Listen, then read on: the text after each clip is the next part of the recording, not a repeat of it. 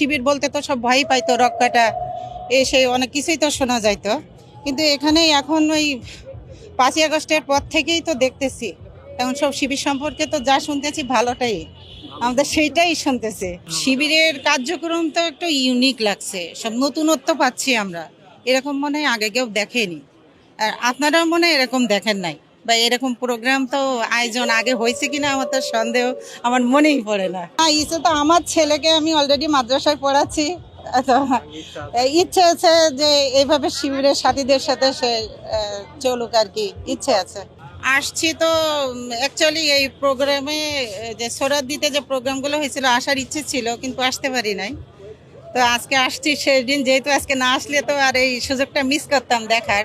স্মৃতিচারণ গত বছরের আপনার ওই যে টিভিতে যে নিউজে যা দেখছি, এইটাই এইটাই মনে হচ্ছে বারবার, যে নিউজে যেগুলা দেখি, এমনি তো দেখা যায় ওই সময় তো ইয়া করি নাই, আমরা তো আর মাঠে নামি নাই, আমরা টিভিতে নিউজে মানে যেগুলা দেখছি এইটাই আর কি। আর এখানে এসে ভালো লাগতেছে আজকে, শিবিরের যে এই কার্যক্রম সত্যি প্রশংসনীয়। শিবিরের যে ক্রিয়েটিভিটি, এরপরে হচ্ছে এই যে শেখ হাসিনার যে চিহ্ন, যেগুলো ক্ষত চিহ্নগুলো আমরা আবার নতুন করে দেখতেছি। এরপরে এই যে গণভবন, এই যে মেট্রো রেলের যে দৃশ্যগুলো অসাধারণ মনে হচ্ছে। মানুষের মানে আইডিয়ার ভিতরেই ছিল না যে এটা আসলে এভাবেই করা যায়। তবে আমি মনে করি ইসলামী ছাত্র শিবির বাংলাদেশকে নতুন স্বপ্ন দেখাবে, এটাই আমার বিশ্বাস। পার্থক্য বলতে ইসলামী ছাত্র শিবিরের আসলে তাদেরকে একটা গাইডলাইন আছে, তারা একটা নির্দিষ্ট একটা রুল এবং রেগুলেশনের ভিতরে বড় হয়। আর শিবিরের ছেলেবেলেগুলো একে অপরের প্রতি যে সম্মান এবং আন্তরিকতা দিয়ে কথা বলে, ছোট হোক বড় হোক ভাই বলেই কথা বলে। এই যে মর্যাদা, এই যে সম্মানটুকু, রেসপেক্ট একে অপরের প্রতি, এটাই শিবিরকে অনন্য জায়গায় নিয়ে যায় এবং তাদের ইউনিটিটা বেশি শক্তিশালী করে এই একে অপরের প্রতি রেসপেক্ট করার কারণে। আসলে এটা আমাদের সমাজেই একটা মানে প্রচলন আছে যে আমরা কোনো গাইডলাইনের ভিতরে না, আমরা অতিমাত্রায় স্বাধীন। এই অতিমাত্রা স্বাধীন হওয়ার কারণে আমাদের ফ্যামিলিগুলোতেও যেমন সমস্যা হয়, তেমনি আমাদের সমাজেও সমস্যা হয়। আমাদের কোনো গাইডলাইন থাকে না, আমরা ছোট বড়কে সম্মান করি না। কিন্তু শিবির করার কারণে একটা নির্দিষ্ট নিয়মের ভিতরে চলতে চায়, এই নিয়মের ভিতর চলাটাই যেন তাদের কাছে অন্যদের কাছে বাধা মনে হয়।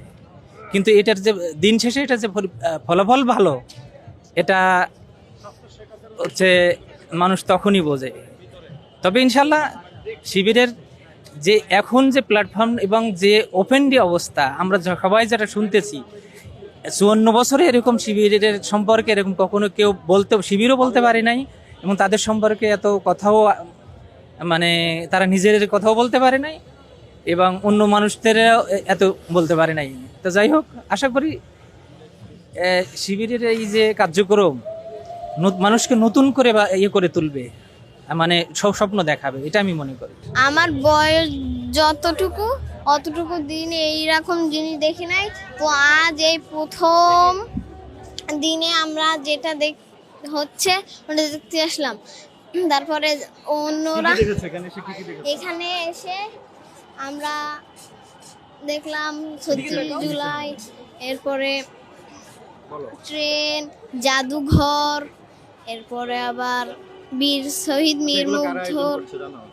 আমি শিবির সম্পর্কে বলতে পারি, বিগত 15 বছর ধরে আওয়ামী লীগের অত্যাচার চলছে, আর যারা মানুষ রয়েছে তারা সবাই আজ পর্যন্ত ভাবছে যে শিবির রক্কাটা, তারপরে সন্ত্রাসী। আর এখন মানুষ দেখতেছে যে এই শিবিরই আসল ভালো।